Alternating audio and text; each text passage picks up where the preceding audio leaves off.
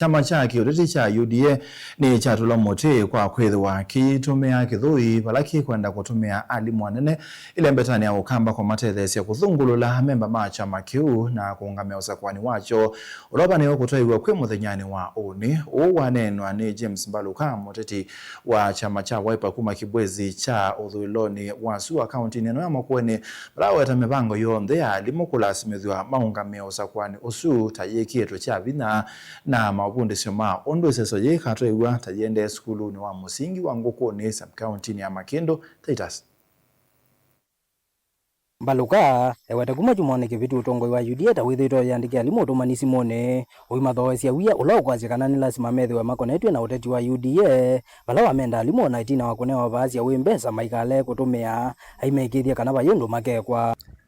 We have seen kutoka last week this regime ya UDA imeandikia walimu wote all ed teachers messages and it has started threatening our teachers that they must be involved katika siasa za UDA.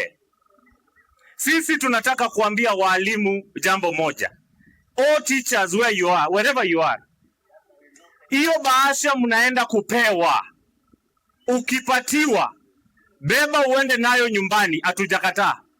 Lakini ukifika nyumbani, nenda uangalie watoto wako, nenda ukumbuke wale watoto ambao waliuliwa na hii serikali, nenda ukumbuke ile damu ya dhwake ambayo wameiba 14 billion na uangalie ile bahasha umepewa. It is less than a quarter of your salary.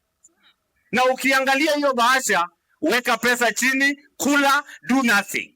And I want to give you an assurance to all the teachers, hakuna kitu utafanyiwa. Mbaluka ni waweta itubila isio maile kutupa chama kecha UDA ni kulea kuatia ndeto siacho aiweta kana mesa ile mekonewa ni serikali ithito iuza kuma kula mai. Kila mtu lazima alipe gharama.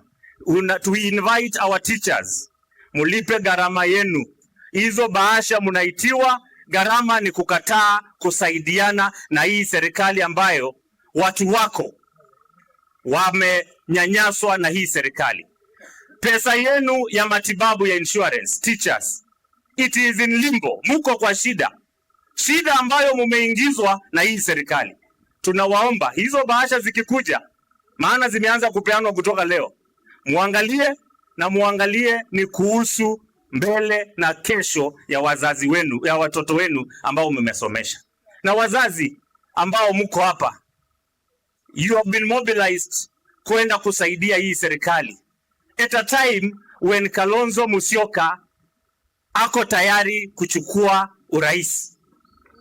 You are being mobilized 20 people per polling station at a time sisi kama Wakamba we have a serious presidential candidate.